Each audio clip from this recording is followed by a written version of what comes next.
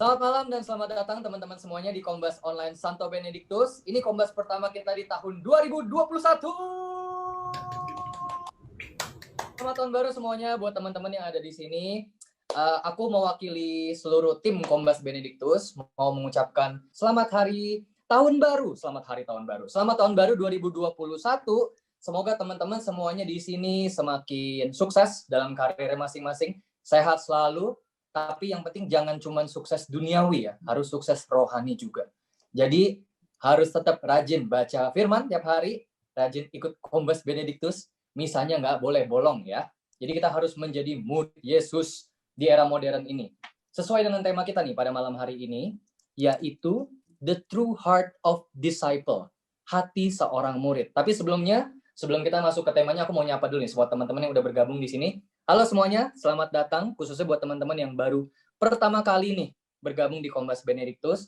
Aku mau ngajakin kalian kenalan dong, tapi karena sekarang udah di mute kayaknya semua ya.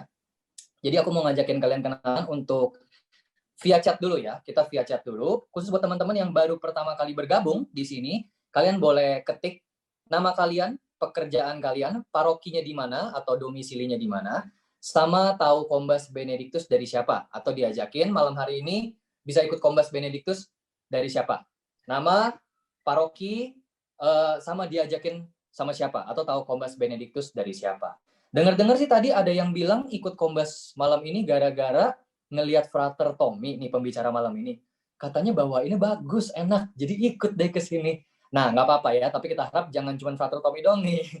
Jangan cuma pas pembicara Frater Tommy ikut ya, karena setiap minggu, setiap hari Jumat kita di sini selalu ada Kombas Benedictus dengan berbagai guest speaker yang sudah kita undang dengan tema-tema yang menarik juga pastinya. Tapi pada malam hari ini aku mau menyambut dulu guest speaker kita, yaitu Frater Tommy. Udah lama banget nih ngomong-ngomong nggak ketemu Frater Tommy ya. Frater Tommy, apa kabar? Frater Tommy, apa kabar? Ya. Good. Great. Hampir aku jawab sendiri. Apa kabar, Frater Tommy? Good? Good. Baik. Good, Tuhan. Frater, ini maaf banget nih ya. Tapi aku penasaran deh. Kok nggak tumbuh-tumbuh ya, Frater ya? Apa dicukur terus? Iya nih, dicukur terus nih. Dicukur terus ya? Pantes. Licin terus ya? Frater Tommy, terima kasih banyak sudah menyempatkan waktu nih untuk bergabung bersama kami di Kombas Benedictus. Aku mau ngucapin sekali lagi Happy New Year buat Frater Tommy. Semoga Frater selalu diteguhkan dalam pelayanannya. Amin. Semoga bisa dipanggil Father soon ya, nggak cuma Frater. Father Tommy. Nah, pada malam hari ini jadi Frater Tommy akan membawakan tema sekali lagi yaitu The True Heart of Disciple, hati seorang murid ya. Tapi sebelum kita masuk ke sesi sharing dari Frater Tommy, kita akan memulai Kombas pada malam hari ini dengan puji-pujian dulu yang akan dipimpin oleh singer kita, yaitu ada JJ, Jeska, dan juga Quina. Silakan.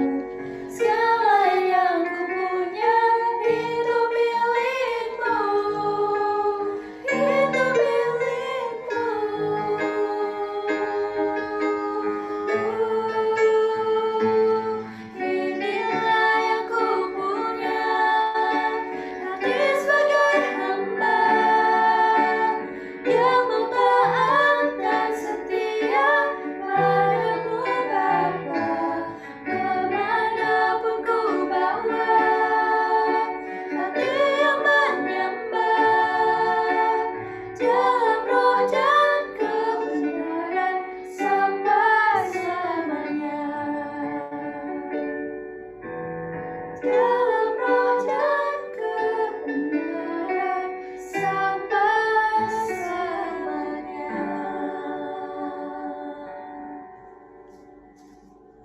Dilanjutkan dengan doa.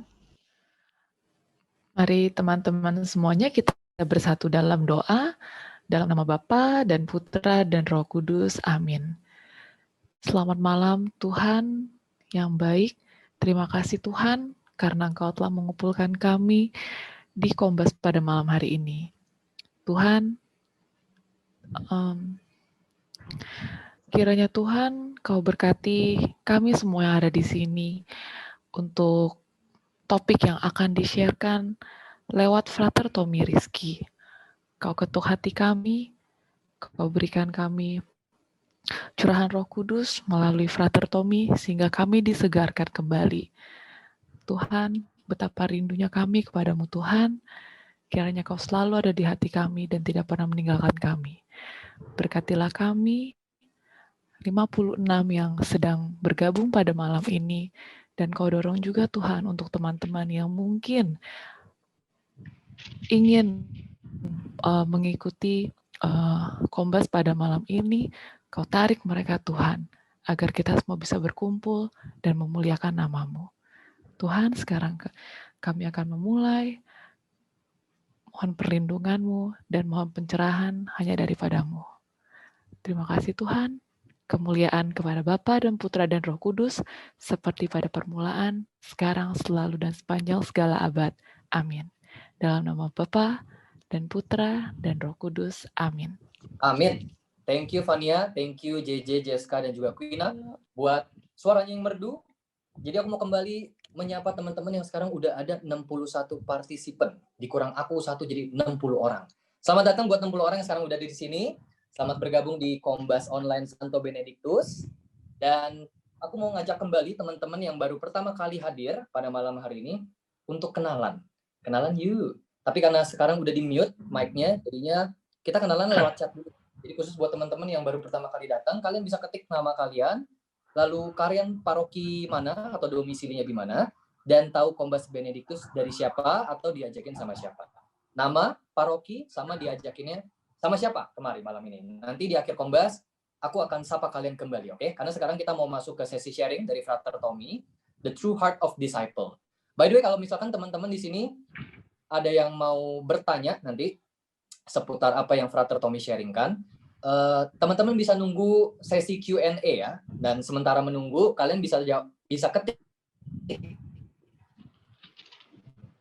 pertanyaan kalian. Kalau kalian punya pertanyaan, selamat dulu. Nanti pertanyaan aku.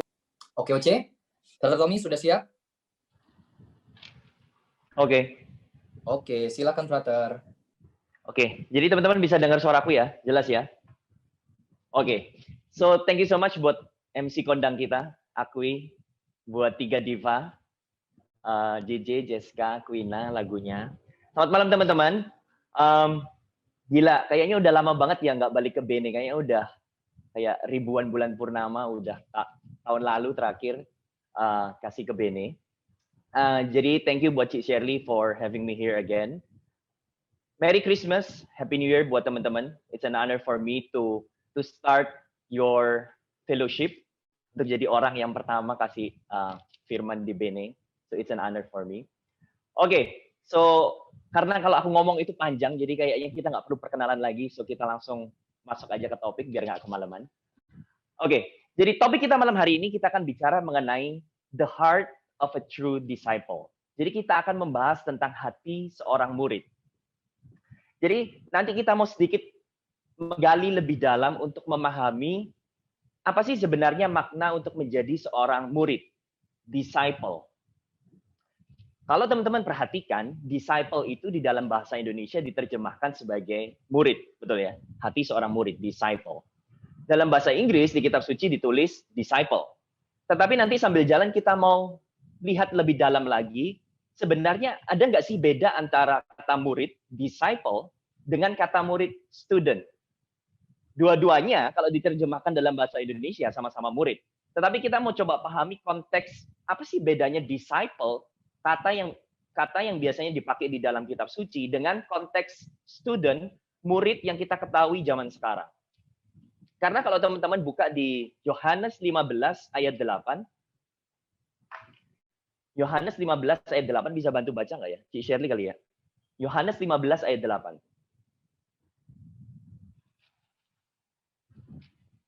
Ya, 15 ayat 8. 8. Dalam hal inilah Bapakku dipermuliakan, yaitu jika kamu berbuah banyak, dan dengan demikian kamu adalah murid-muridku. Oke, jadi ini hanya salah satu dari sekian banyak verses atau ayat yang menjelaskan kata murid yang dipakai di dalam kitab suci. Jadi dikatakan dalam hal inilah Bapakku dipermuliakan, jika kamu berbuah banyak, maka kamu adalah murid-muridku. Dalam bahasa Inggris diterjemahkan seperti ini. By this, my Father is glorified, that you bear much fruit, and you become my disciples. Jadi hari ini kita mau coba lihat apa sih bedanya disciples sama student. Konteksnya gimana sih?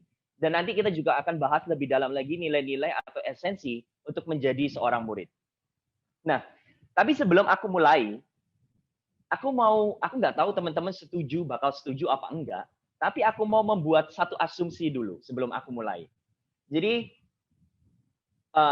aku mau berasumsi bahwa saat ini aku sedang berbicara di depan orang-orang. Ini ada berapa sih jumlahnya? Ini ada sekitar 67. Jadi aku mau berasumsi bahwa sekarang aku sedang berbicara di depan 66 orang yang adalah murid Kristus. Betul nggak?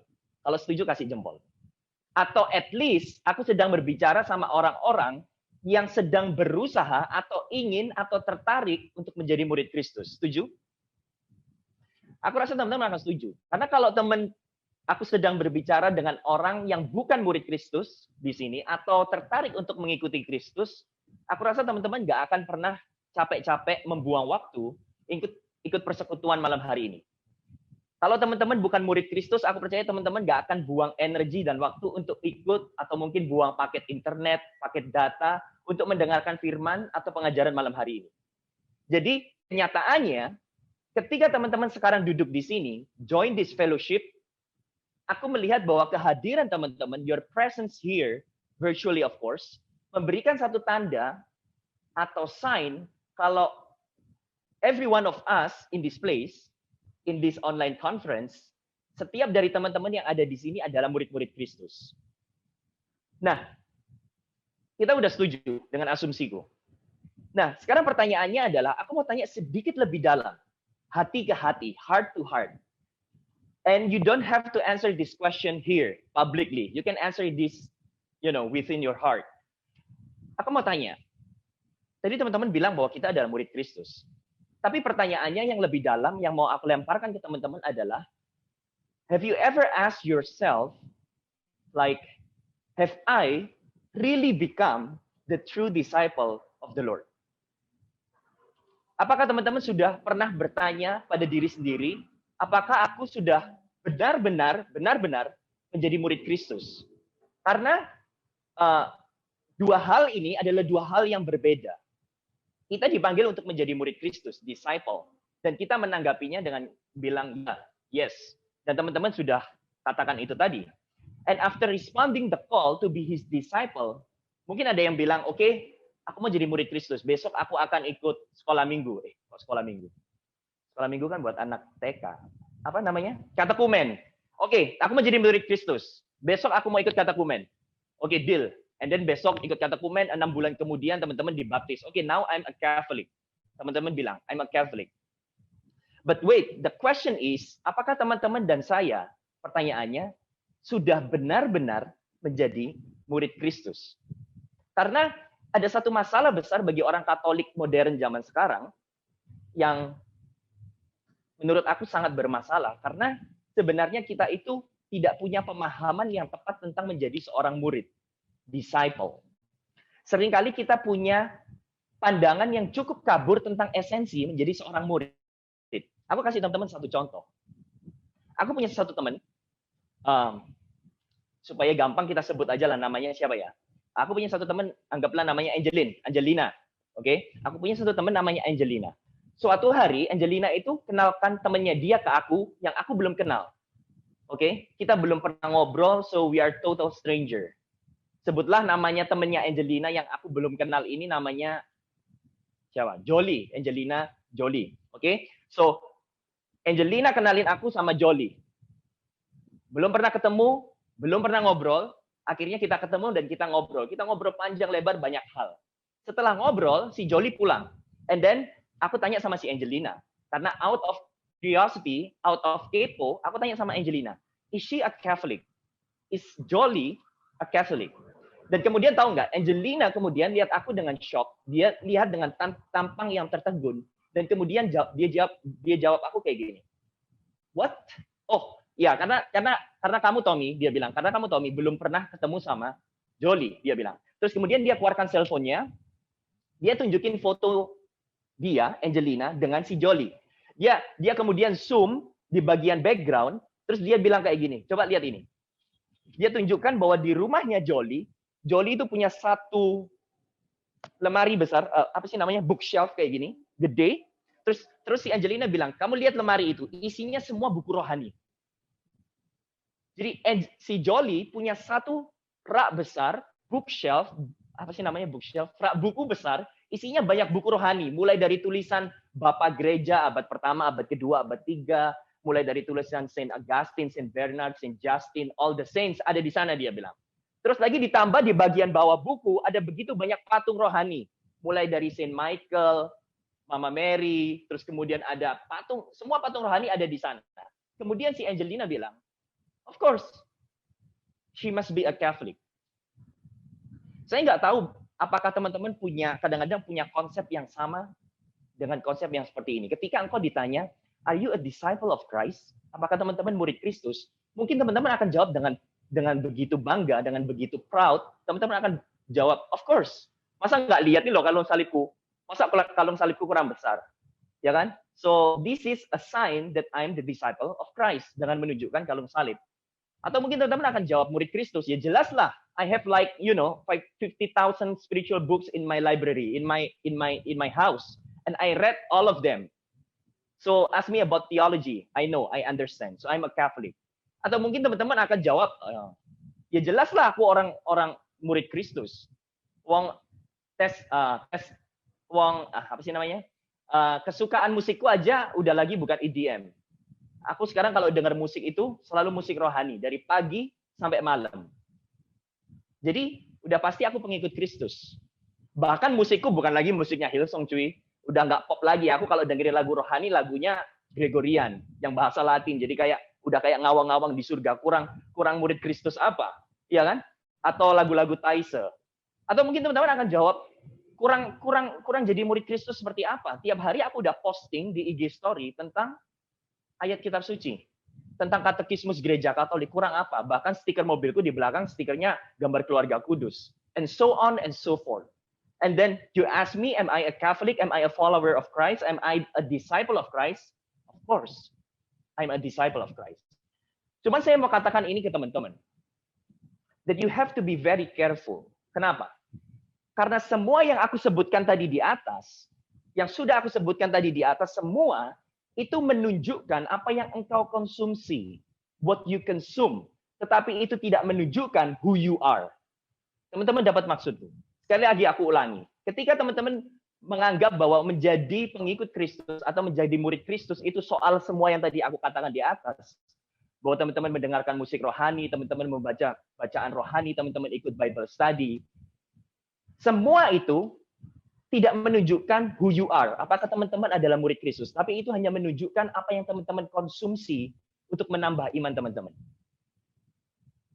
Jadi teman-teman harus paham dan teman-teman harus garis bawahi dulu bahwa tidak ada yang salah dengan semuanya itu. Those things are good, really good. You have to study, definitely. You cannot understand your faith without studying, without read the book, spiritual books. And it is a very good thing to listen to a spiritual songs, podcasts, sermons, homilies, because you have to feed your mind and your heart. And Bible study is excellent, ya kan? Tetapi teman-teman harus ingat bahwa seringkali yang menjadi masalah adalah ketika perhatikan ini, yang jadi masalah adalah ketika my faith just becomes my hobby. Yang jadi masalah adalah ketika my faith just becomes my hobby. Maksudnya apa? Bahwa aku lebih tertarik untuk mempelajari imanku dan mengkonsumsinya dibanding, perhatikan ini, melakukannya. The problem occurs ketika aku lebih tertarik untuk mempelajari imanku, mengkonsumsinya, dibandingkan melakukannya. Dibandingkan menerapkan apa yang sudah aku pelajari. So I'm more thrilled in consuming the faith and learning about it than practicing it. Teman-teman dapat maksudku? Aku nggak bilang bahwa baca buku rohani nggak baik, ikut Kombas Benedictus nggak baik. No. Tetapi yang jadi masalah adalah ketika teman-teman mendapatkan, mengkonsumsi itu semua, tetapi teman-teman tidak terapkan di dalam kehidupan teman sehari-hari. Itu sebabnya orang-orang yang model seperti ini kemudian akan menciptakan dikotomi. Tahu nggak dikotomi? Dikotomi itu kayak separation, kayak pembedaan. Itu sebabnya sekarang teman-teman akan lihat bahwa ada dua jenis orang. Kalau teman-teman lihat pertandingan, entah itu sepak bola, basket, teman-teman akan lihat dua jenis orang. Yang pertama adalah orang yang duduk di atas, di arena, those who are watching the game. Dan yang kedua adalah orang-orang yang bermain di lapangan, those who are playing on the field, the players. Oke? Nah, dan memang kenyataannya, kalau teman-teman perhatikan, jumlah orang yang duduk untuk menonton itu biasanya jauh lebih banyak daripada orang yang bermain di lapangan. Betul nggak? Jumlah yang nonton itu jauh lebih banyak daripada yang bermain di lapangan. Tetapi ingat ini baik-baik. Ingat perkataan ini baik-baik. Bahwa bukan mereka yang berdiri jauh di atas, bukan mereka yang duduk jauh di atas dan hanya menonton yang memenangkan pertandingan. Kenapa? Karena mereka yang memenangkan pertandingan adalah orang-orang yang jatuh bangun di lapangan. Teman-teman dapat maksudku? Itu sebabnya pertandingan itu tidak dimenangkan oleh mereka yang hanya menonton, melihat, dan mendengar. No, tetapi mereka yang melakukannya. Itu sebabnya di surat Yakobus 1:22, Yakobus 1:22 dikatakan apa? Dikatakan di sana gini, aku bacakan. Hendaklah kamu menjadi pelaku firman dan bukan hanya pendengar saja. Hendaklah kamu menjadi pelaku firman dan bukan hanya pendengar saja. Sebab jika tidak demikian, kamu sedang menipu dirimu sendiri. Dan teman-teman harus tahu bahwa hukum ini pun mutlak di dalam pertandingan imanmu.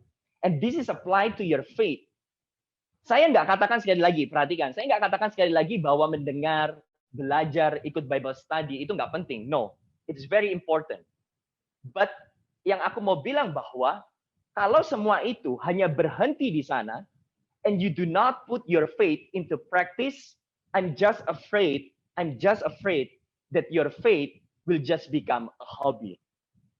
Engkau hanya akan senang mengkonsumsi, belajar, mendengarkan lagu rohani, membaca buku, ikut Bible study, but when you do not practice, you do not put your faith into practice, everything will be useless.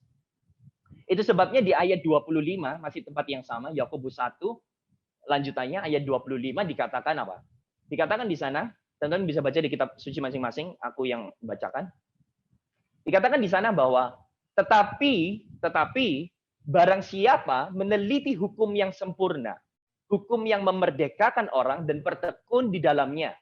Perhatikan ini, artinya bukan nggak penting loh untuk meneliti hukum, mempelajari sesuatu, itu penting. Tetapi dilanjutkan di sana, jadi bukan hanya mendengar untuk melupakannya, tetapi sungguh-sungguh melakukannya. Ia akan berbahagia oleh perbuatannya. Jadi it's very important to learn about your faith. Tetapi kalau teman-teman hanya mendengar untuk melupakan, maka segala sesuatunya akan jadi percuma. Jadi perhatikan ini baik-baik. Teman-teman harus paham bahwa sangat mungkin, it is very possible for you to learn all about Catholicism. Sangat mungkin buat teman-teman untuk belajar tentang kekatolikan. Teman-teman mungkin bisa belajar tentang, Second Vatican Council. Teman-teman bisa belajar tentang kehidupan para santo santa. Mungkin teman-teman akan belajar tentang kitab suci. Bahkan teman-teman berusaha untuk memorize. Teman-teman berusaha untuk menghafalkan kitab suci. Teman-teman berusaha untuk menghafalkan dogma-dogma gereja. Sangat mungkin. But at the end of the time, you never put it into a practice. Itu sangat mungkin. Jadi sangat mungkin bagi teman-teman untuk mempelajari segalanya, menghafalkan segalanya, teman-teman dengerin semua podcast, semua YouTube rohani sejak lockdown kemarin dari Maret sampai sekarang, teman-teman makan semua. Jadi semua firman dari Frater Tommy teman-teman lihat, terus semua firman dari Romo Bayu teman-teman lihat, semua firman dari Romo yang lain semua teman-teman lihat. Tetapi sangat mungkin bahwa teman-teman tidak melakukan dan teman-teman tidak menerapkannya dalam kehidupan sehari-hari.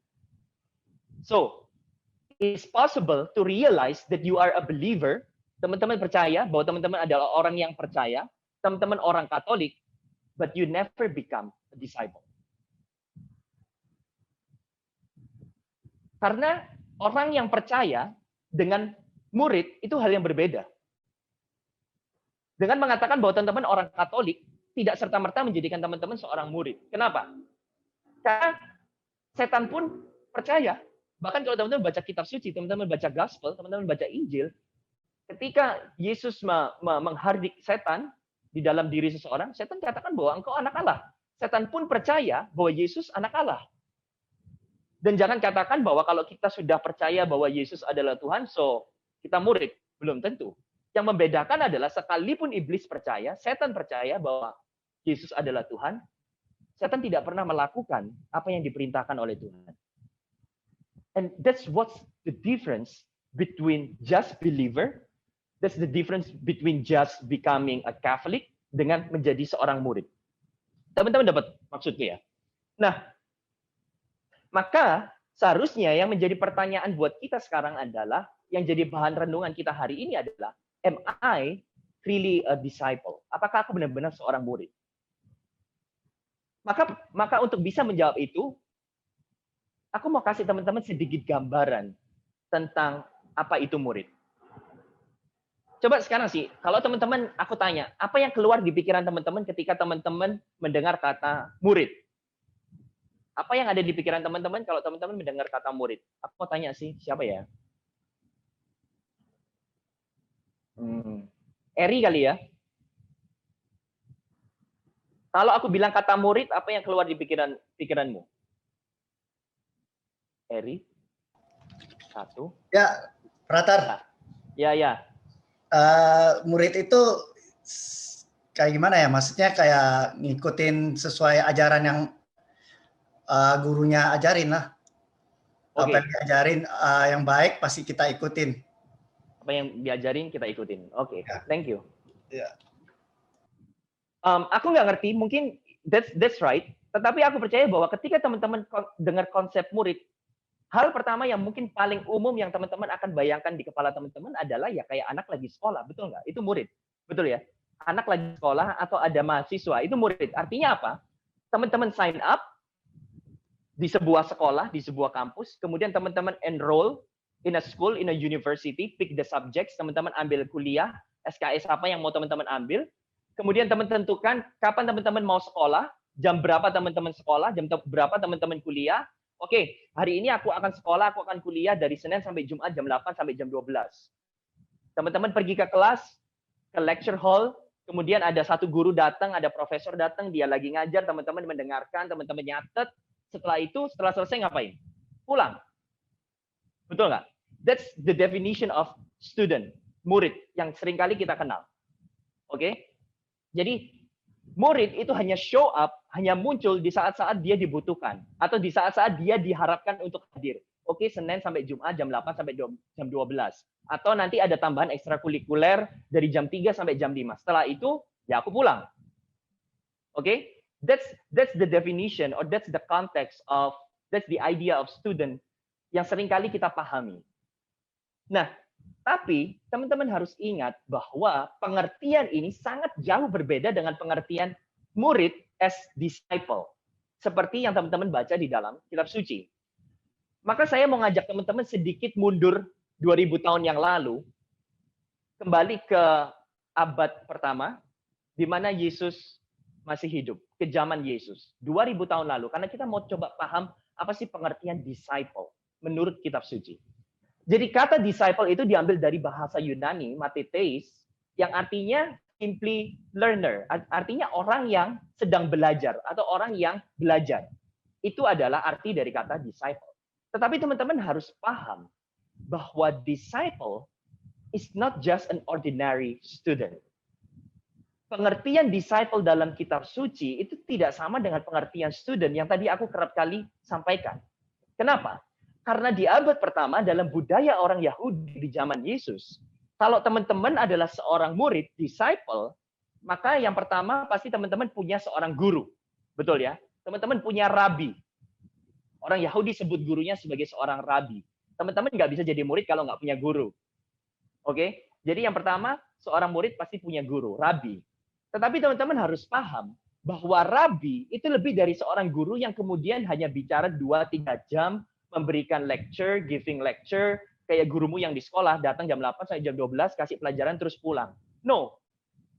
Seorang rabi itu beda dengan seorang guru. Kenapa? Karena ketika engkau menjadi seorang disciple, artinya engkau harus hidup dengan gurumu for 24 hours a day and for 7 days a week. Jadi teman-teman nggak hanya jadi seorang murid yang datang sehari 3 jam. Setelah itu teman-teman pulang.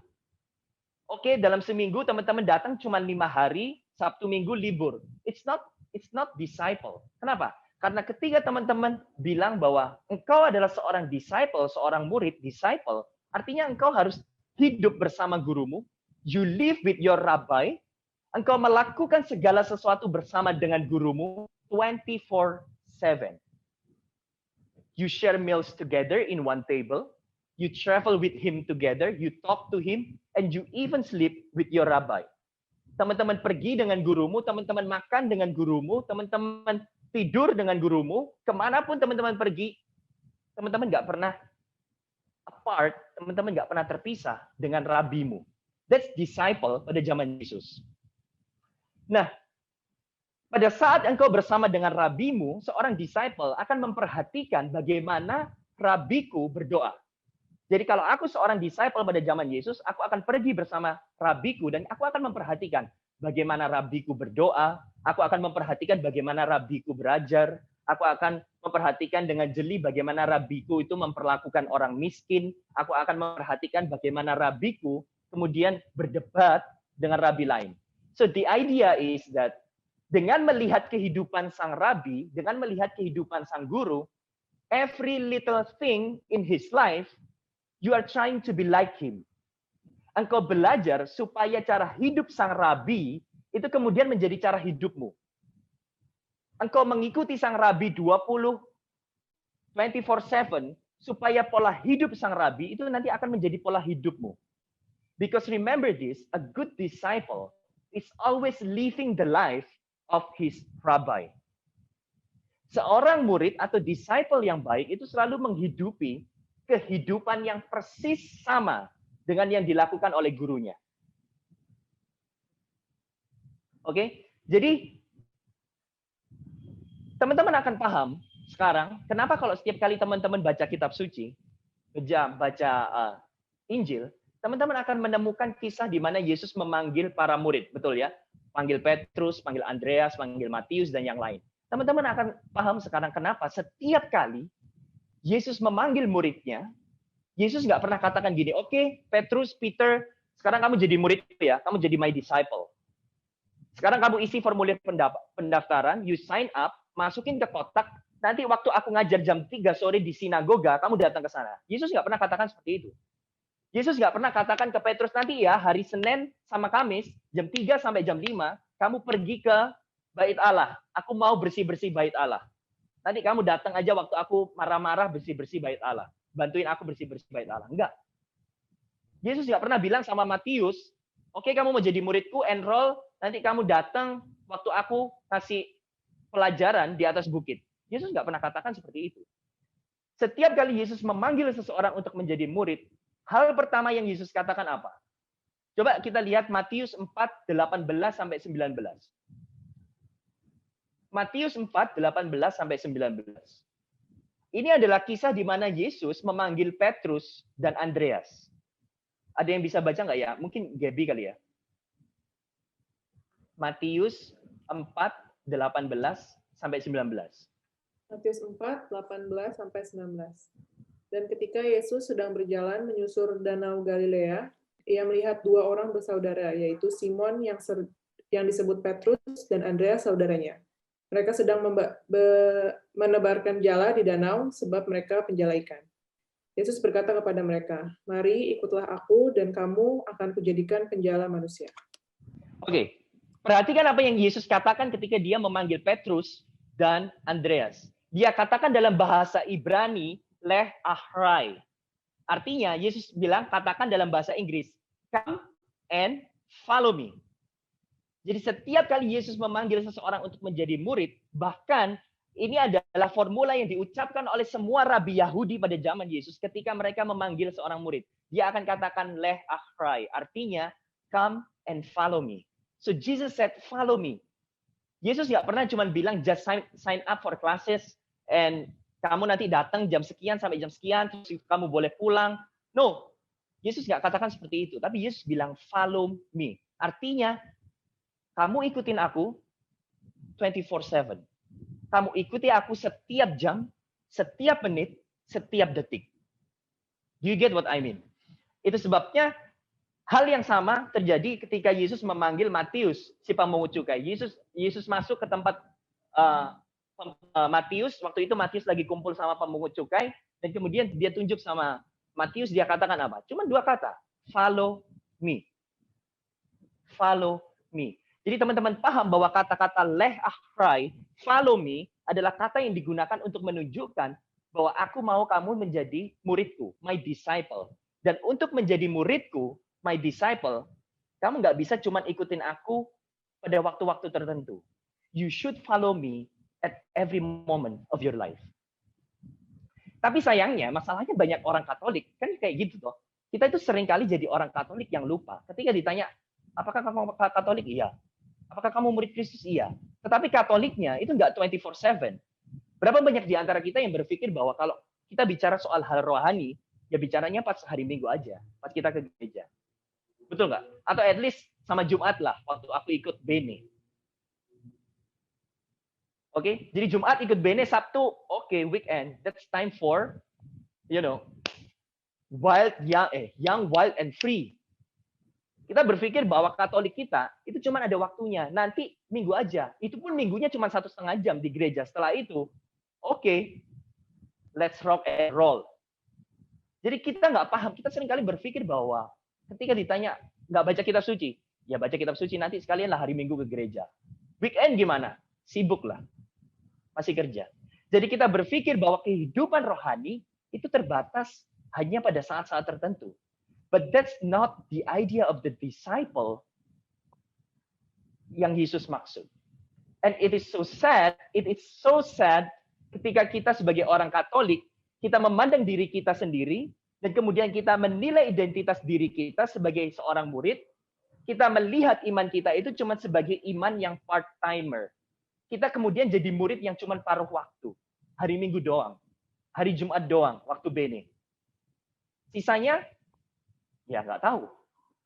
So, it is so sad kalau misalkan kita menjadi murid Kristus, tetapi kita melihat identitas kita sebagai seorang murid itu dengan schedule. Maka teman-teman harus ingat, when Jesus calls you with the same formula, leh ahrai, come follow me, Yesus sedang bilang, give your entire life to me. What Jesus wants is your entirety. Yang Yesus mau itu keseluruhan hidupmu.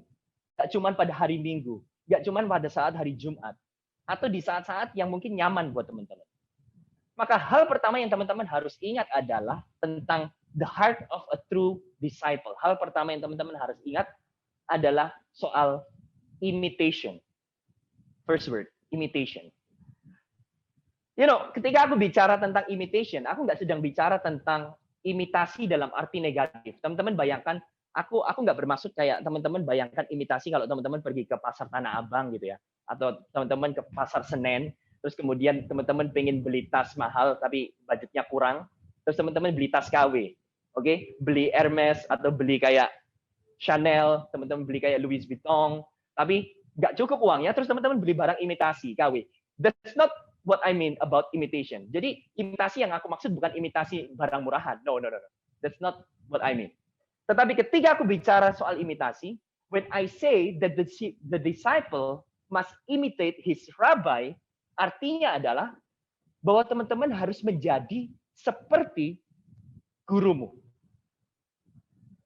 The disciple should become exactly the same like his rabbi himself. Dia harus menjadi serupa, menjadi gambaran sang guru. So being a disciple atau menjadi seorang murid itu berarti menjadi serupa seperti gambaran seorang guru. Itu sebabnya teman-teman pernah nonton film ini nggak sih? Apa sih namanya itu? Yang silat-silat itu? Ip Man. Teman-teman pernah nonton film Ip Man? Ip Man is one of my favorite movies. Jadi kalau teman-teman pernah lihat Ip Man, teman-teman harus nonton. I recommend. Kalau teman-teman pernah nonton film Ip Man, teman-teman akan perhatikan bahwa konsepnya hampir sama. Bahwa di film Ip Man itu ada perguruan A, perguruan B, perguruan C, dan kemudian setiap perguruan akan punya seorang guru. Mereka sebutnya master. Dan setiap master akan punya disciples, murid-murid. Betul nggak? Kerjaannya murid ngapain? Kalau teman-teman nonton film Ip Man, teman-teman akan tahu bahwa kerjaannya setiap murid, setiap hari kerjaannya mereka itu cuma berlatih, praktis. Mereka akan belajar gerakan kungfu yang dimiliki oleh guru mereka. Mereka akan berlatih berulang-ulang, repetitif, constant, continuous, terus-menerus, sampai mereka bisa menghasilkan gerakan yang sama persis dengan gerakan sang master. Jadi kalau mereka latihan salah dikit pasti digepuk sama ditampol sama masternya. Salah. Ini harusnya nggak gini. Harusnya 45 derajat. 45 derajat bukan 95 derajat. Bukan, ini berapa sih? 90 derajat. Harusnya 45 derajat bukan 90 derajat gitu. Nanti kalau teman-teman gerak dikit salah, gurumu akan tampol kamu lagi. Harusnya tangan kanan bukan tangan kiri. Kenapa? Karena setiap gerakan yang kamu latih itu harus sama persis dengan gerakan sang gurumu. Paham ya? Jadi, karena apa? Karena setiap master, setiap guru, perhatikan ini penting, karena setiap master, setiap guru itu punya keunikannya masing-masing. Nanti perguruan A, masternya itu terkenal dengan jurus misalkan apa? Tendangan kaki 1000. Misalkan nanti perguruan B, masternya terkenal dengan pukulan tanpa bayangan. Perguruan C, masternya terkenal dengan apalah, ular mabuk misalkan. Ya nggak tahu. Yang mabuk biasanya orang, tapi ini ular mabuk. Misalkan perguruan D, buaya darat, atau apapun lah itu. Mereka punya gerakan masing-masing. Betul nggak? Nah, teman-teman harus perhatikan. Yang luar biasa adalah, kalau teman-teman perhatikan, ketika murid itu, ketika disciples, mereka lagi berkelahi, mereka lagi tarung, orang-orang yang nonton, tanpa ada gurunya, mereka bisa tahu bahwa, oh dengan gerakan yang seperti ini, dia ini muridnya si Master A. Oh ini tuh gerakannya buaya darat, jadi dia muridnya perguruan D. Oh dia ini gerakannya pukulan tanpa bayangan, jadi muridnya si Master B. Jadi teman-teman bisa paham bahwa setiap disciple, mereka akan berusaha untuk mengimitasi, mereka akan berusaha untuk mencontoh gerakan sang guru sampai benar-benar perfect. Sehingga orang yang melihat, mereka bisa tahu bahwa ini muridnya orang ini. Dan kalau teman-teman perhatikan yang lebih luar biasa lagi, seorang disciples dalam film Ip Man, dia tidak hanya mengimitasi jurus gurunya. Bukan hanya skill kungfu yang diimitasi, tapi apanya? Karakter. Itu sebabnya teman-teman akan ketemu kalau masternya itu arogan, kalau gurunya itu sombong, most of the time, disciples-nya akan jadi orang yang sombong. Kalau masternya kayak Ip Man, rendah hati, humble, most of the time, murid-muridnya juga akan membawa diri sebagai orang yang humble. Orang yang rendah hati. Jadi perhatikan ini. Bahwa disciples, ketika kita bicara being a disciples, seseorang yang menjadi seorang murid itu akan berusaha sebaik mungkin. They will try their very best to imitate their master. Jadi teman-teman paham bahwa panggilan kita adalah menjadi murid Kristus, betul ya? Artinya, kalau teman-teman mengatakan bahwa tadi di awal teman-teman setuju bahwa teman-teman katakan bahwa saya adalah murid Kristus, maka teman-teman harus tahu bahwa ada tanggung jawab di sana. Teman-teman suka nggak suka, teman-teman capek nggak capek, teman-teman sakit nggak sakit, teman-teman harus sadar bahwa teman-teman harus berusaha sebaik mungkin supaya teman-teman bisa imitate Christ. Bahwa teman-teman harus bisa sekuat tenaga, intentional, deliberate, secara sengaja meneladani Kristus. Itu sebabnya di dalam surat Rasul Paulus. Aku suka banget Paulus pernah katakan gini di 1 Korintus 11:1. 1 Korintus 11:1. Dia bilang gini, Rasul Paulus katakan kepada jemaat di Korintus seperti ini, jadilah pengikutku. Sama seperti aku menjadi pengikut Kristus. Jadi Paulus katakan kepada jemaat di Korintus, kamu harus jadi pengikutku, sama seperti aku menjadi pengikut Kristus.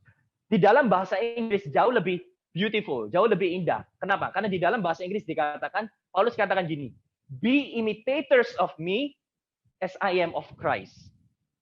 Be imitators of me as I am of Christ. Artinya Paulus sedang katakan apa? Kepada jemaat di Korintus. Dia bilang bahwa kamu harus meneladani aku, karena aku meneladani Kristus. Artinya bahwa kamu harus meneladani aku to the extent sampai engkau bisa meneladani Kristus sendiri. And I think that's the heart of a Christian life.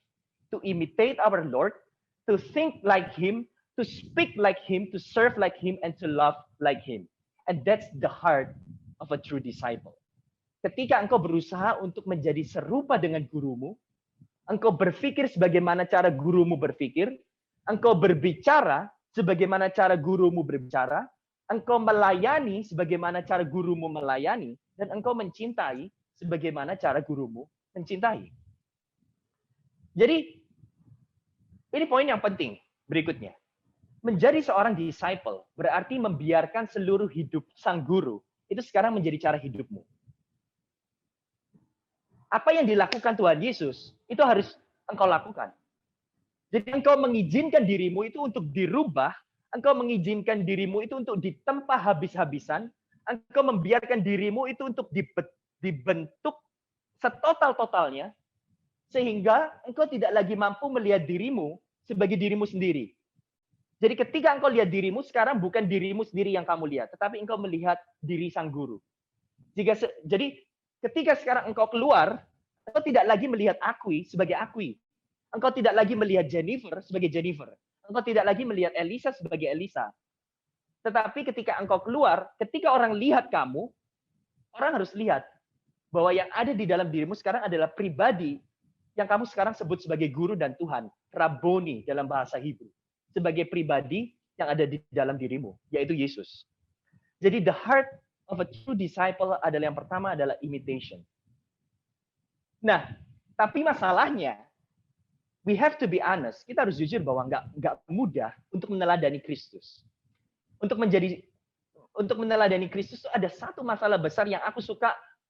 Bukan aku suka masalahnya. Aku suka karena Pope Francis pernah katakan ini beberapa tahun yang lalu di general audience-nya dia di Vatikan. Dia bilang bahwa musuh terbesar untuk meneladani Kristus bagi kita anak muda zaman sekarang adalah, dia bilang gini, the danger of mediocrity. Dia bilang musuh terbesar adalah the danger of mediocrity. Aku nggak ngerti bagaimana cara mentranslate atau menerjemahkan kata mediocre atau mediocrity. Jadi aku akan berusaha untuk menggunakan terjemahanku. So it's not Merriam-Webster, it's not dari kamusku.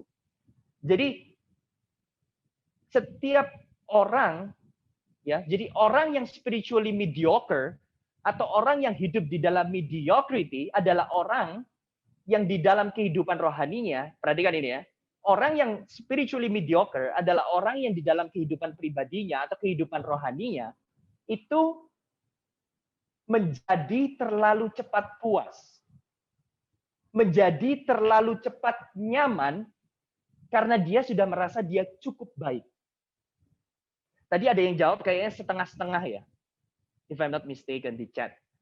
Jadi benar, orang yang mediocre adalah orang yang terlalu cepat puas, orang yang terlalu cepat nyaman, karena dia sudah merasa bahwa dirinya cukup baik.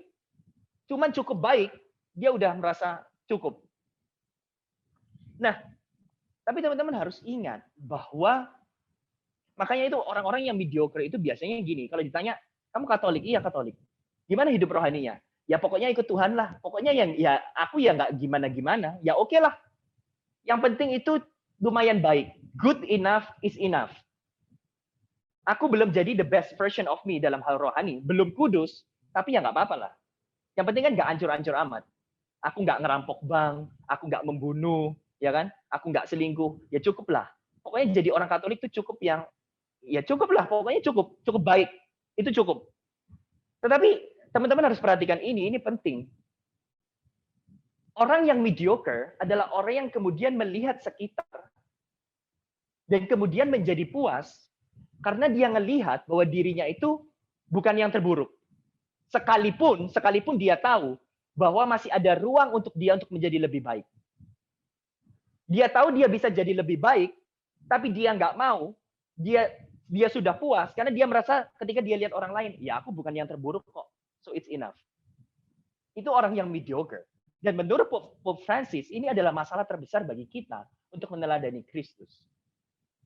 Kalau aku mau simpulin lagi lebih sederhana, orang yang mediocre adalah orang yang selalu settle for less. Settle for less. Dia tahu bahwa dia bisa jadi lebih baik, tapi dia merasa, sudahlah, cukup segini. Nggak masalah. Dia tahu bahwa dalam kehidupan rohaninya ada ruang untuk menjadi lebih kudus. Dia tahu bahwa dia punya waktu lebih banyak sebenarnya untuk mengenal Tuhan lebih dalam. Dia tahu sebenarnya kalau dia mau, dia punya lebih banyak kesempatan untuk menjadi lebih baik. Selalu ada celah untuk menyerupai Kristus Sang Guru. Tetapi dia lebih memilih untuk stagnan, untuk diam, untuk tidak bergerak, karena dia merasa, ya udahlah, aku udah ada di tengah-tengah kok. Yang penting bukan yang terburuk. Yang penting ada orang yang lebih buruk dari aku. So I'm good enough and it's enough. And that's the problem with Catholics right now. Minggu ini nggak ke gereja, ya nggak apa-apa lah. Aku loh, dalam 1 bulan, baru kali ini nggak ke gereja. Adikku itu udah 4 kali. Dalam sebulan itu 4 kali nggak ke gereja. Jadi dia merasa bahwa dia masih lebih mending. Dan kita seringkali tanpa sadar jatuh dalam jebakan kayak gini. Itu mungkin sebabnya, kalau teman-teman perhatikan, kita itu seringkali bertanya. Pernah nggak teman-teman tanya kayak gini? Kenapa saya harus mengampuni istri saya atau suami saya berkali-kali? Toh giliran waktunya saya salah, suami saya nggak mau ngampunin saya. Istri saya susah ngampunin saya. Kan nggak adil. Atau mungkin teman-teman pernah tanya, atau pernah bilang, kenapa saya harus mengasihi orang ini kalau dia nggak mengasihi saya? Kenapa saya harus tulus dengan dia kalau dia tidak tulus dengan saya?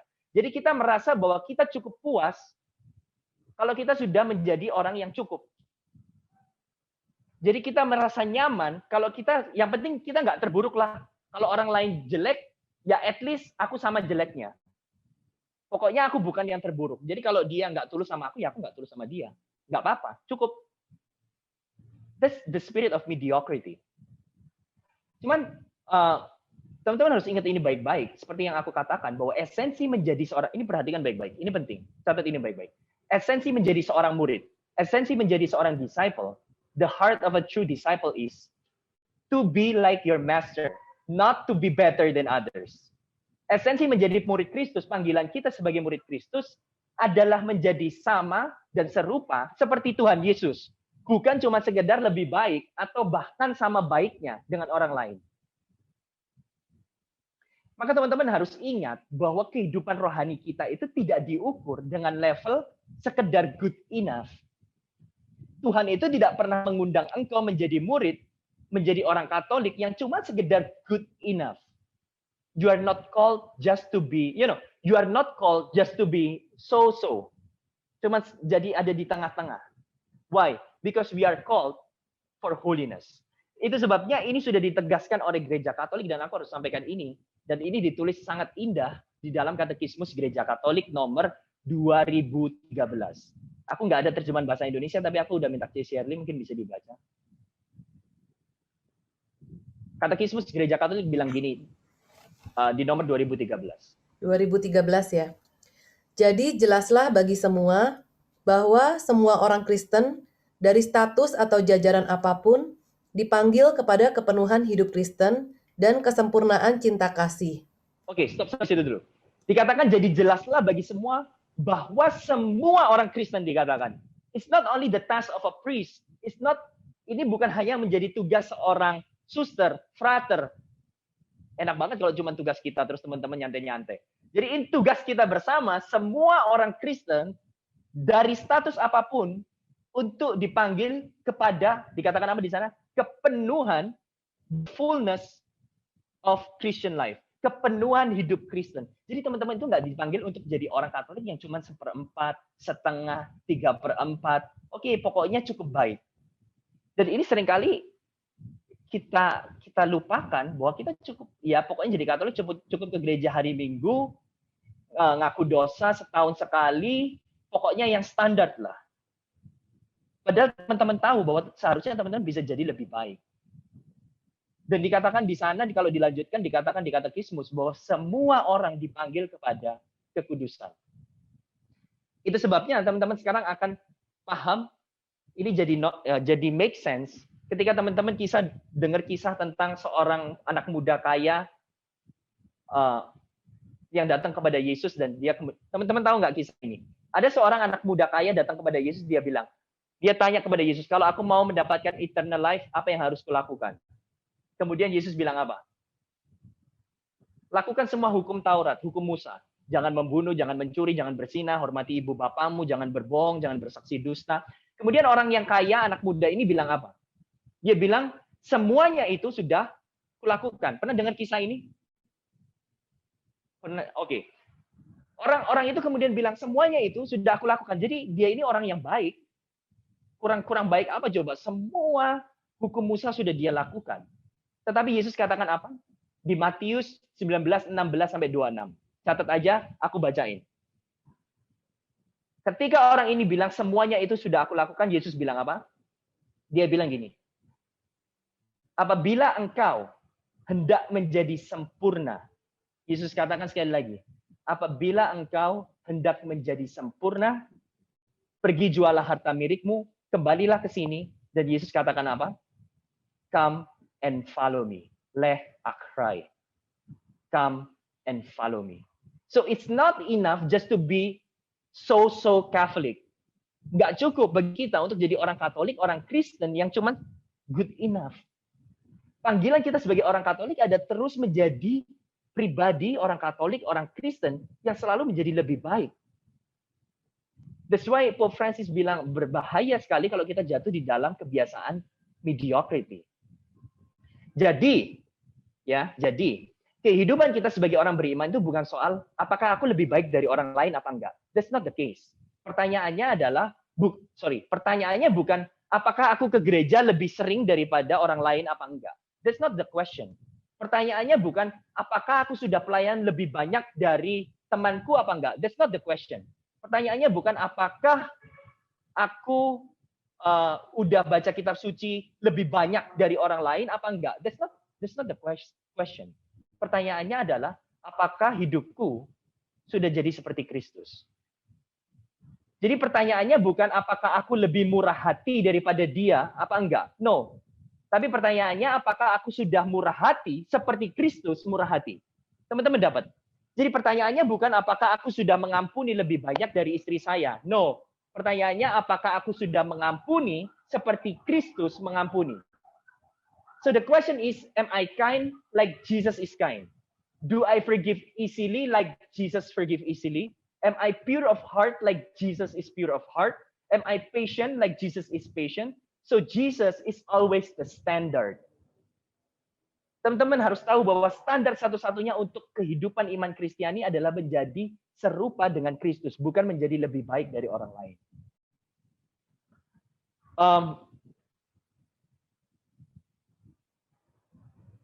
That's the most important thing itu adalah hal yang paling penting yang pertama aku mau teman-teman tahu, bahwa kita dipanggil untuk imitate Christ. Kita dipanggil untuk meneladani Kristus, menjadi serupa dengan Kristus. So it's all about imitation. So next, ketika teman-teman meneladani Kristus, berusaha imitate Christ, semua itu kita lakukan sebenarnya bukan untuk sesuatu yang kosong. Kita melakukan itu untuk satu hal. Sekali lagi Pope Francis bilang bahwa kita meneladani Kristus untuk satu hal, supaya kita bisa jadi missionary disciples, dia bilang. Dalam bahasa Indonesia artinya kita menjadi seorang murid yang mengemban sebuah misi. Jadi misi kita apa? Satu, kita meneladani Kristus dan kemudian membagikan Kristus kepada orang lain. Nah, itu sebabnya di dalam Yohanes 13, 34 sampai 35 dikatakan gini. Yesus bilang gini.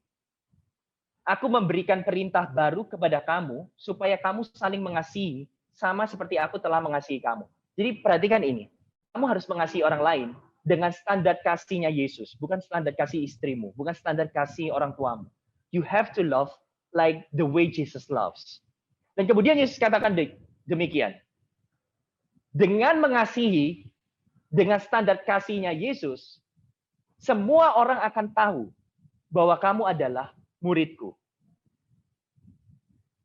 Jadi orang akan tahu bahwa kamu adalah muridku apabila engkau meneladani aku.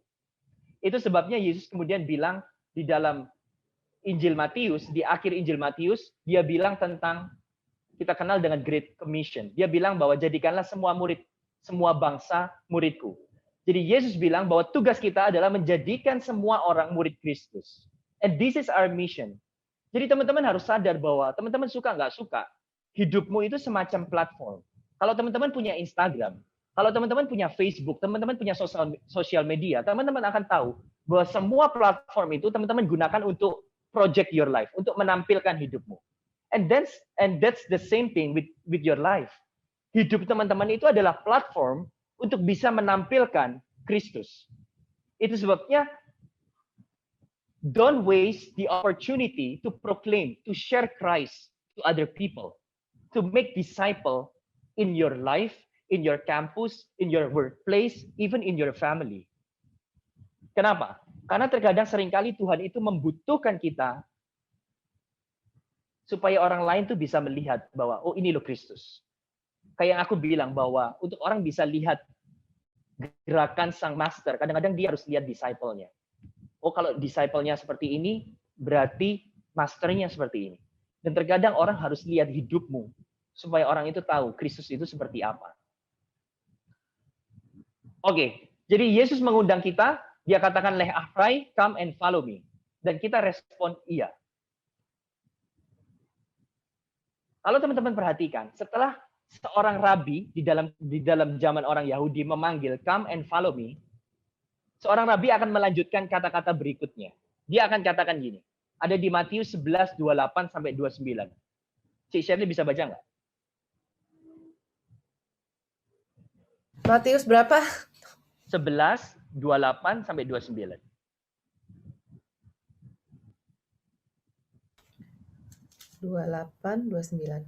Marilah kepadaku semua yang letih lesu dan berbeban berat, aku akan memberi kelegaan kepadamu. Pikulah kuk yang kupasang dan belajarlah padaku, karena Oke. Jadi semua rabi di dalam kehidupan Yesus pada zaman itu, setelah mereka memanggil disciple, dia akan bilang pada ayat 29, pikulah kuk yang kupasang dan belajarlah kepadaku. Semua rabi di zaman Yesus, semua rabi Yahudi akan bilang kepada disciples-nya, pikulah kuk yang kupasang dan belajarlah kepadaku. Teman-teman pernah lihat kuk nggak? Pernah lihat kuk?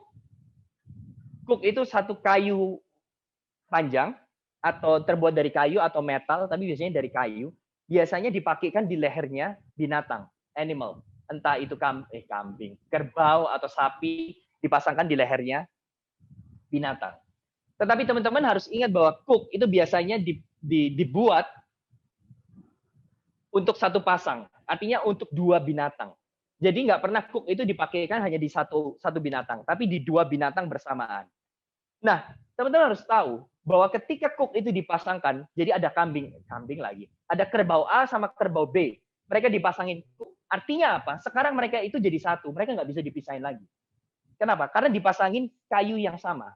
Artinya, kalau si kerbau A itu belok kiri, maka kerbau B itu nggak bisa belok kanan. Karena mereka nyambung jadi satu lehernya. Kalau misalkan kerbau B itu lihat ke atas, kerbau A dia nggak bisa nunduk ke bawah. Kenapa? Karena satu kayu itu mengikat mereka. So, it's only one direction. Jadi ketika seorang rabi, ketika Yesus katakan, pikulah kuk yang kupasang, Yesus sedang berkata sama teman-teman, take my perspective, take my worldview. Ketika Yesus bilang kepada teman-teman, pikulah kuk yang kupasang, artinya Yesus menuntut teman-teman untuk memiliki perspektif Kristus. Jadi engkau nggak bisa lagi punya perspektifmu sendiri. You will wear Jesus' perspective. You will look like Jesus looks. You will look at the world like Jesus looks. You will see what Jesus sees. You will now value what Jesus values. You will desire what Jesus desires. Now, apapun yang teman-teman lihat, mulai hari ini, ketika Yesus katakan pikulah kuk yang kupasang, artinya Yesus bilang, apapun yang sekarang kamu lihat di dunia ini, engkau lihat dengan kacamataku. Jadi, memikul kuk menjadi seperti Yesus, artinya teman-teman melihat sebagaimana Yesus melihat dunia. You know, it's very sad, sangat menyedihkan.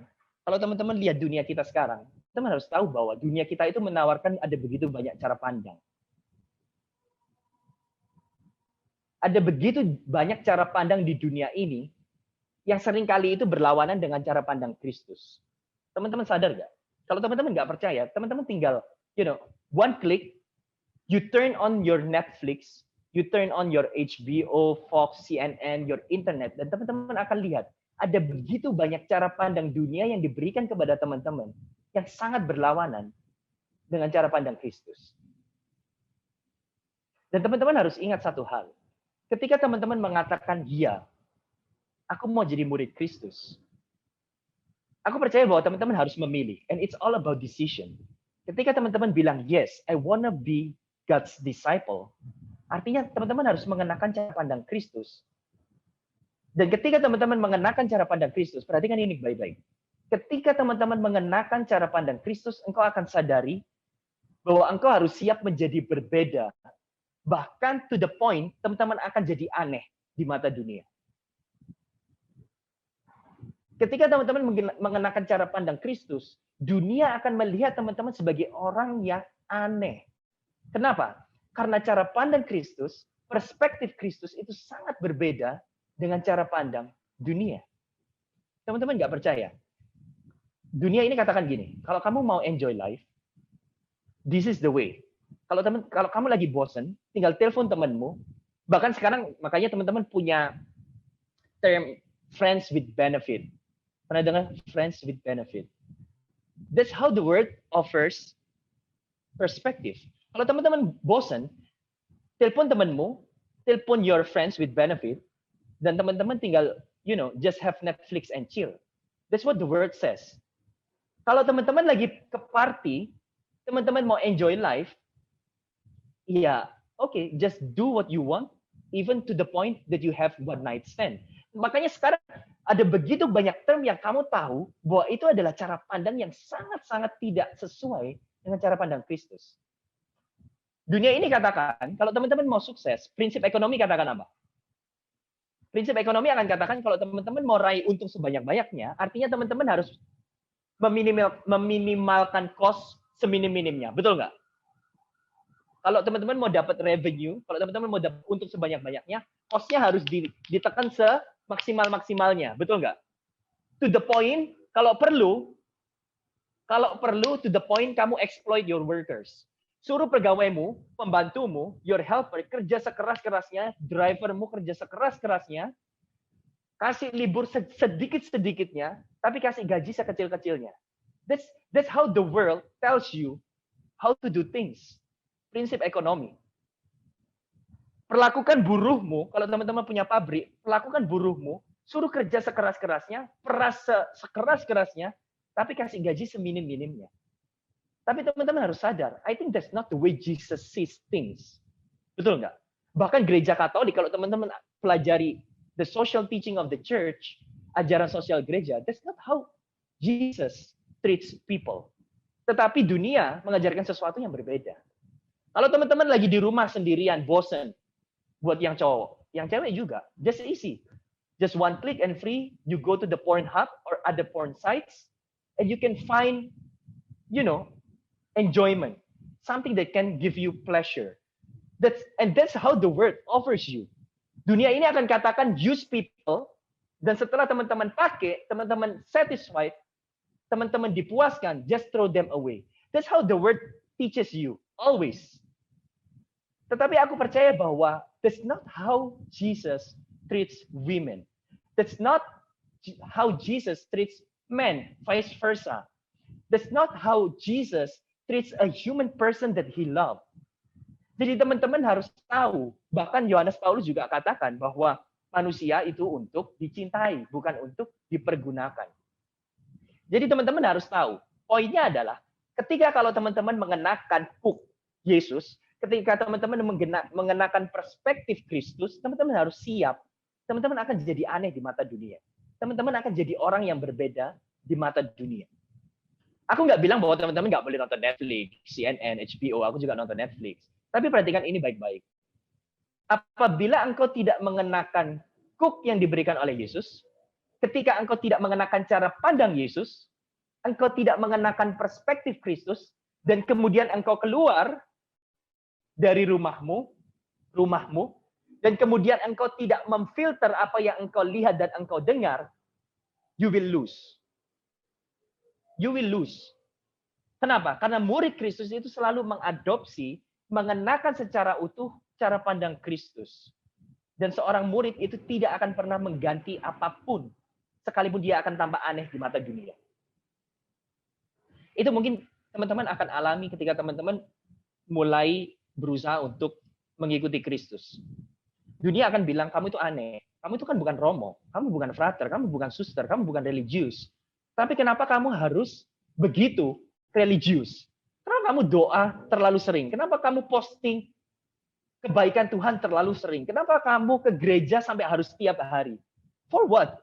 You are not a priest. You are not a seminarian. You are not a sister. Kayaknya berlebihan deh. Kayaknya kamu bukan akui yang dulu deh. Akui yang YOLO, akui yang asik, akui yang seru, yang always young, wild, and free. Kayaknya kamu bukan akui yang sama. And that's normal. Karena dunia akan selalu melihat murid Kristus sebagai orang yang berbeda.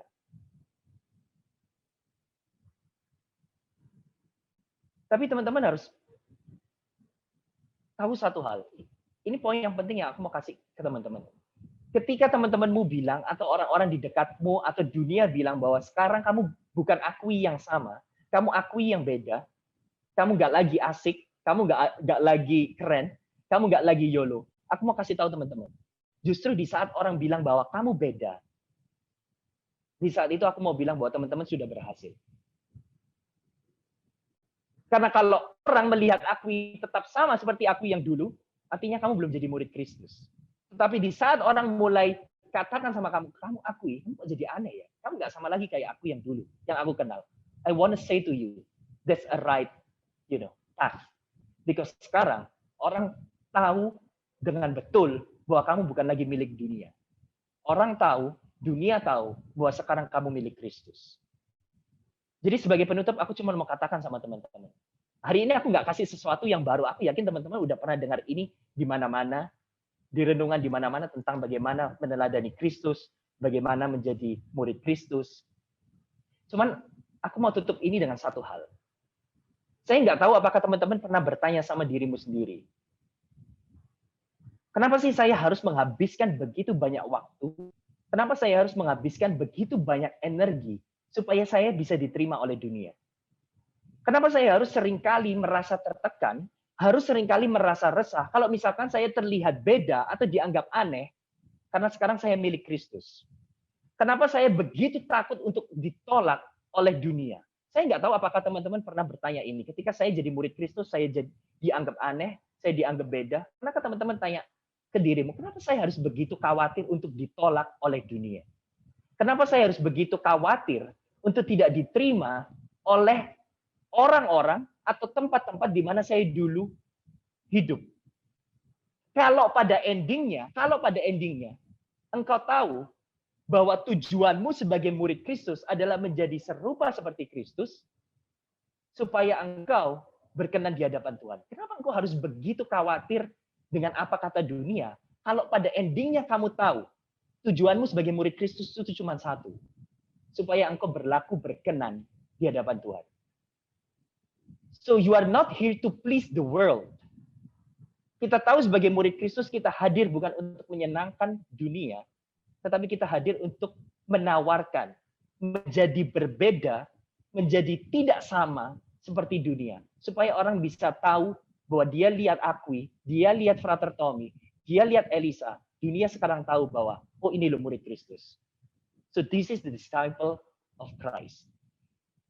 Jadi sebagai penutup, aku suka sekali ada satu Santa, dia seorang Dominikan, aku Dominikan, jadi kita satu saudara. Santa Katarina dari Siena. Dia bilang kayak gini, be who God meant you to be. Jadilah pribadi yang Tuhan memang kehendaki darimu. Kenapa? Karena dia lanjutkan, dia katakan gini, because when you be the person that God meant you to be, you will set the world on fire. Teman-teman akan menyalakan dunia dengan api.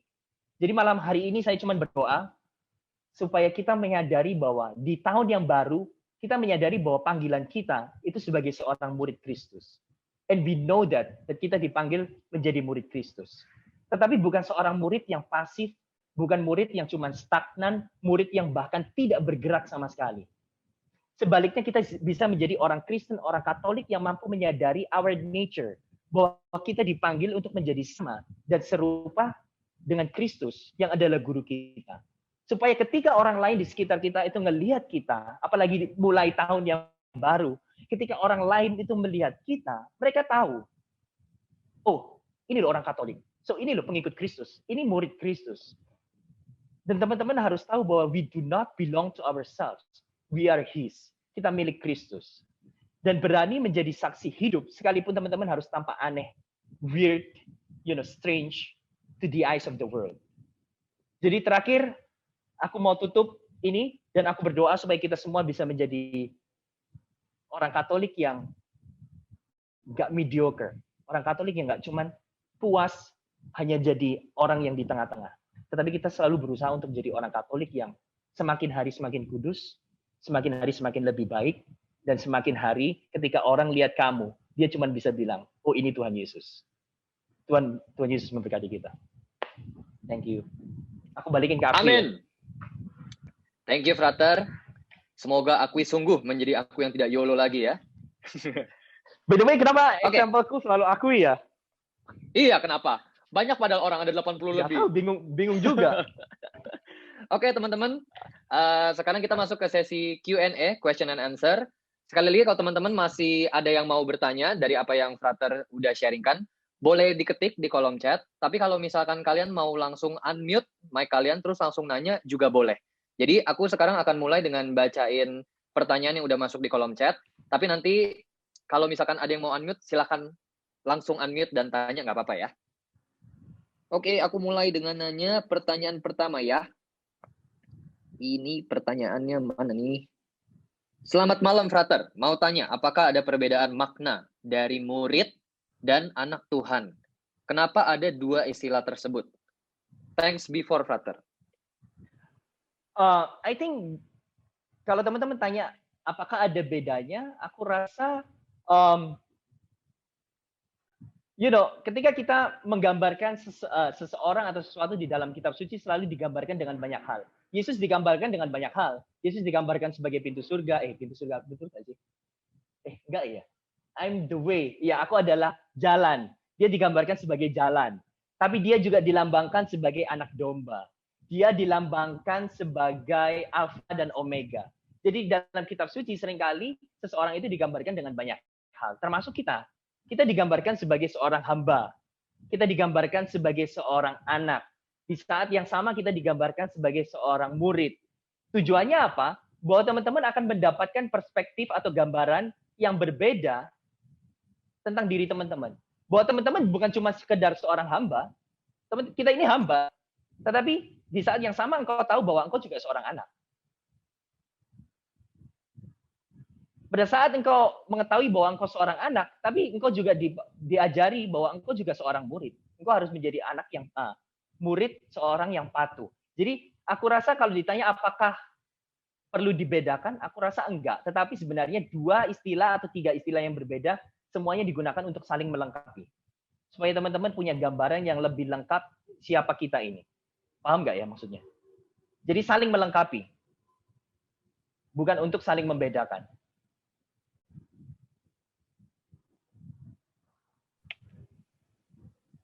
Oke.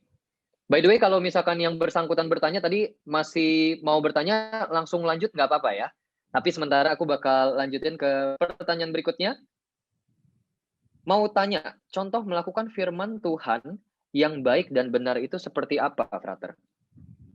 Melakukan firman Tuhan yang baik dan benar. Dan benar. Yang baik dan benar. Mungkin it's about practical tips kali ya. Bagi aku pribadi, kalau teman-teman tanya aku pribadi, bagaimana menjadi murid Kristus yang baik? Bagaimana sih supaya bisa meneladani Kristus dengan baik? Ada dua hal. Yang pertama, yang pasti adalah membangun relasi. Relasi itu sesuatu yang tidak bisa, diajarkan. Karena relasi itu sifatnya personal. Bagaimana membangun relasi? Teman-teman pasti tahu. Dan aku rasanya nggak perlu sampai explain again and again. It's about prayer. Teman-teman berdoa, teman-teman mengenal Tuhan dari kitab suci, teman-teman berusaha mengenal siapa Bapamu. So it's all about relation. Itu yang pertama. Yang kedua, bagaimana meneladani Kristus, bagaimana mengikuti firman dengan baik yang benar. Yang kedua adalah melakukan. Itu yang aku sampaikan tadi. Karena Yesus katakan bahwa apabila engkau mengasihi aku, engkau akan melakukan perintahku. Jadi teman-teman melakukan apa yang diperintahkan oleh Tuhan. Tahu perintahnya dari mana? Tahu perintahnya dari mana? Dari ajaran gereja. Bahwa teman-teman harus mengasihi, teman-teman harus mengampuni, teman-teman harus ke gereja, teman-teman harus sering-sering pengakuan dosa, teman-teman harus melakukan ini semua. Karena kita adalah orang Katolik, jadi kita percaya bahwa yang pertama soal relasi, yang kedua adalah melakukan perintah Tuhan. Perintah Tuhan teman-teman bisa dapatkan dari mana? Iya, perintah gereja. Ajaran Kristus di dalam kitab suci, mengampuni, mengasihi, menjadi rendah hati, tidak memegahkan diri, menyangkal diri, semua itu ketika kita lakukan itu ya, itu adalah tanda bahwa kita berusaha untuk melakukan atau menjadi murid Kristus yang benar, yang sejati. Get it?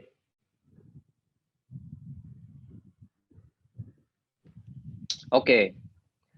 Oh, by the way, teman-teman tadi kan aku ada DC 1 kali ya, jadinya chat history aku ada yang hilang. Takutnya ada pertanyaan di kolom chat yang udah masuk tapi pas aku ke DC jadi aku nggak ada di chat history. Kalau misalkan ada yang merasa pertanyaannya udah diketik tapi aku nggak bacain, silakan langsung ya. Atau mau diketik ulang boleh, mau langsung unmute, langsung tanya ke Frater juga boleh. Aku bacain yang terakhir masuk dulu ya. Frater mau nanya, kita dipanggil untuk menjadi murid Kristus yang sempurna, seperti Bapa di surga. Nah, bagaimana maksud sempurna di sini? Kita kan manusia punya banyak kelemahan. Apakah level sempurna buat semua orang itu sama? This is a good question and a difficult question. Katekismus juga katakan bahwa kita dipanggil untuk menjadi sempurna sebagaimana Bapa sempurna. Kalau teman-teman tanya secara pribadi, tadi yang tanya siapa ya namanya? Yang nanya Elisa Evanti. Elisa, Oke. Frater. Elisa.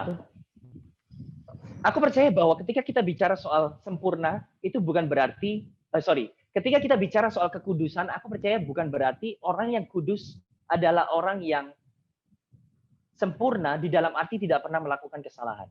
Because we know human beings as we are prone to fall, to commit mistake, to sin.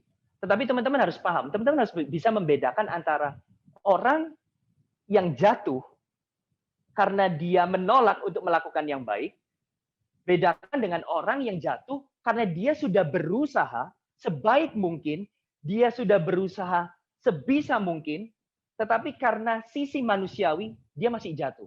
Itu dua hal yang berbeda.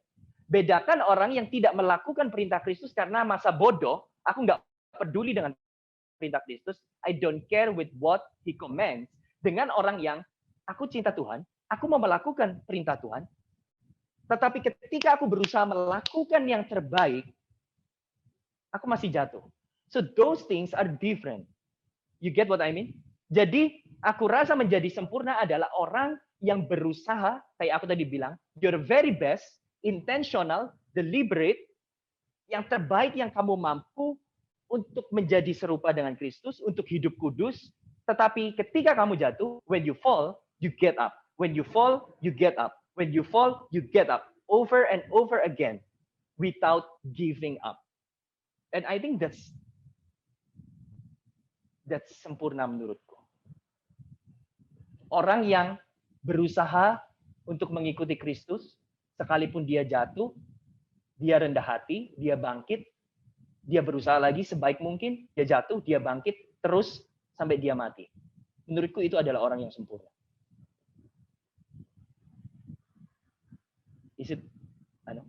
Do I answer your question? Terus kalau yang pertanyaan satu lagi, brother, yang level sempurna, semua orang apakah sama atau gimana? Honestly, if you ask the level sempurna setiap orang sama apa enggak, menurutku sama. Level sempurnanya satu, menjadi seperti Kristus. To be perfect like Christ.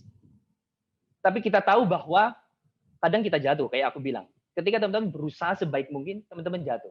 Ya teman-teman bangkit lagi, berusaha lagi sampai sesempurna Kristus. Teman-teman jatuh lagi, bangkit lagi sampai sesempurna Kristus. Jadi sama apa enggak? Levelnya menurutku sama. Standarnya apa? Sampai seperti Kristus.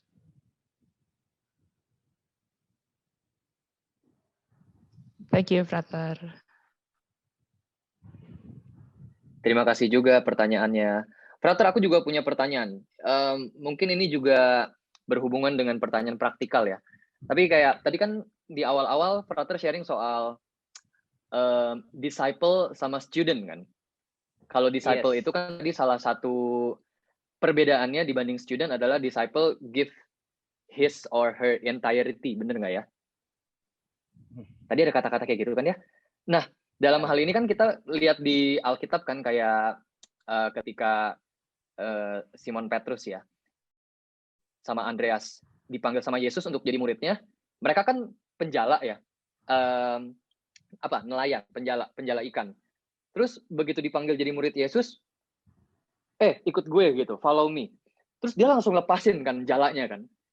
Jadi mungkin dalam konteks ini kayak dia melepaskan apa yang dia kerjakan to give his entirety to Jesus gitu. Terus aku bayangin ya, kalau Yesus ada di zaman sekarang, ada di era modern ini dengan pekerjaan kita sekarang. Misalnya pekerjaan kita TikTokers gitu. Terus kita lagi joget-joget depan handphone. Terus ada Yesus datang, follow me. Terus kita harus tinggalin handphone kita gitu untuk ikut Yesus. Pertanyaan aku adalah kayak aku yakin semua teman-teman di sini kita sama-sama berusaha untuk menjadi lebih sempurna di mata Tuhan gitu ya, mengikuti apa kehendak Tuhan dan to imitate him gitu ya. Tapi dalam arti entirety ini gimana caranya ini jadi seperti mediocre gitu. Karena kalau misalkan aku dihadapkan dengan situasi Simon Petrus sama Andreas hadapi, aku nggak siap.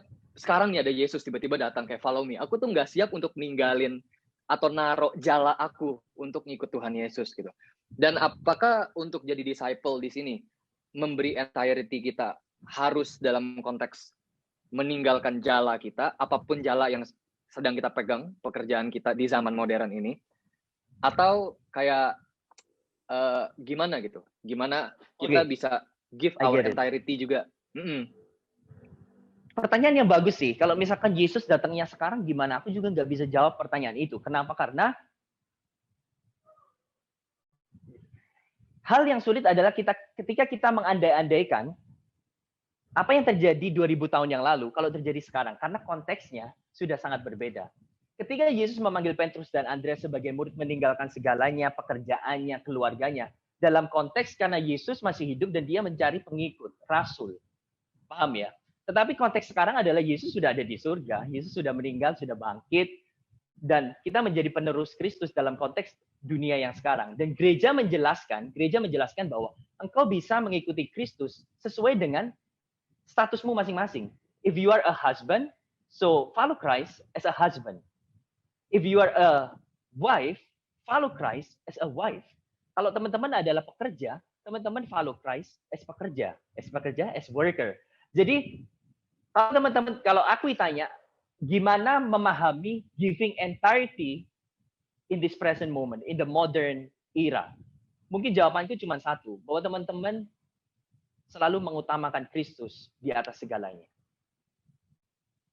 Bukan berarti aku nggak boleh jadi TikTokers, nggak boleh jadi TikTokers dan semua orang harus jadi imam, meninggalkan segalanya, meninggalkan pekerjaan, semua jadi romo, terus nggak ada umatnya, ya nggak ada gereja juga. Kalau semua jadi romo, terus siapa yang mau digembalain gitu kan? Kalau semua cewek terus jadi suster karena mau memberikan segalanya, jadi suster dong, memberikan segalanya. Tak rasa it's not the context, tetapi dimanapun teman-teman diletakkan, dimanapun teman-teman ditanam, engkau menempatkan Kristus di atas segalanya. Makanya it's very beautiful kalau teman-teman lihat Santo Santa. Santo Santa kita itu ragam, sangat beragam. Mulai dari ada yang romo, ada yang cuman seminarian, ada yang cuman anak kecil, ada yang istri, ada yang suami, ada yang umat awam. Tetapi poinnya adalah engkau tahu bahwa Santo Santa adalah orang sebagai satu contoh yang memberikan atau menjadikan Kristus sebagai yang utama di atas segalanya. Jadi kalau ada Santa Monica yang adalah seorang ibu, engkau bisa yakin bahwa engkau bisa menempatkan Kristus di atas segalanya sebagai seorang ibu. Kalau ada Santo Tarsisius yang cuma anak kecil, artinya gereja sedang mengatakan kepada kamu bahwa engkau bisa memberikan segalanya kepada Tuhan, sekalipun engkau masih seorang anak kecil. Engkau bisa menempatkan Kristus di atas segalanya sebagai anak kecil. Kalau ada seorang santa yang masih muda belia, gadis 11 tahun, Santa Maria Goretti, artinya gereja bilang bahwa sangat mungkin untuk meletakkan Kristus di atas segalanya, sekalipun engkau masih sangat muda belia, gadis cantik gitu.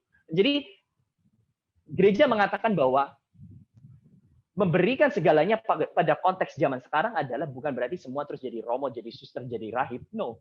Tetapi meletakkan Kristus di atas segalanya dengan statusmu masing-masing. Jadi TikTokers, kayak Akui, followersnya banyak. Ya, share Christ dengan banyak orang. Karena dengan statusmu, aku yakin bahwa Akui bisa menjadi berkat lebih banyak daripada aku yang followersnya cuma 1000. Sekali posting mungkin yang baca cuma 1000. Kalau Akui yang baca posting, yang baca berapa? 1 juta? 1 miliar nggak sih? Ya, gitulah. Intinya adalah meletakkan Kristus di atas segalanya sesuai dengan status kita masing-masing. Let's give your entirety. Oke. Amin bisa jadi saluran berkat, sama amin followersnya 1 juta juga. Dua-dua diaminin. By the way, aku udah jam malam nih. Oh, berarti harus udahan ya? Iya. Oh, oke. Ya sudah, kalau begitu. Teman-teman, karena Frater kayaknya sudah harus out dari Zoom, jadi malam hari ini kita sudahi sesi sharing dari Frater Tommy. Jadi thank you so much buat Frater Tommy atas sharingnya. Semoga dari sharing Frater Tommy kita sungguh-sungguh bisa menjadi disciple, terutama di era sekarang ya, di zaman modern ini. Amin. Minta doa penutupnya oleh Frater Tommy. Boleh. Mari kita berdoa. Dalam nama Bapa dan Putra dan Roh Kudus. Amin. Bapa di surga, kami mengucap syukur untuk segala berkat, kasih karunia-Mu di dalam kehidupan kami. Kami bersyukur Tuhan bahwa Engkau telah memanggil setiap kami untuk menjadi murid-murid-Mu. Kami percaya Bapa bukan seorang murid yang memilih guru, tetapi seorang guru yang memilih murid. Itu sebabnya Engkau berkata bahwa bukan kamu yang memilih aku, tetapi aku yang memilih kamu. Kami bersyukur ya Tuhan bahwa Engkau telah memilih kami untuk boleh menjadi pengikut-Mu. Engkau memberikan kami kesempatan ya Bapa untuk boleh berada dekat dengan Engkau. Maka saat ini ya Tuhan, di tahun yang baru ini, di kesempatan yang baru ini Tuhan, ajari kami Tuhan untuk memiliki hati yang mau menjadi seorang murid. Ajari kami Tuhan untuk boleh semakin hari dari ke hari, dari waktu ke waktu, untuk boleh meneladani Kristus sendiri, Engkau sendiri, sebagai satu-satunya Tuhan dan Guru kami. Sehingga ketika kami keluar Tuhan sebagai seorang Kristen, sebagai seorang Katolik, semua orang yang melihat kehidupan kami boleh menyadari bahwa kami tidak hidup untuk diri kami sendiri, kami tidak hidup untuk dunia, tetapi kami hidup sehingga kami boleh berkenan di hadapan Tuhan.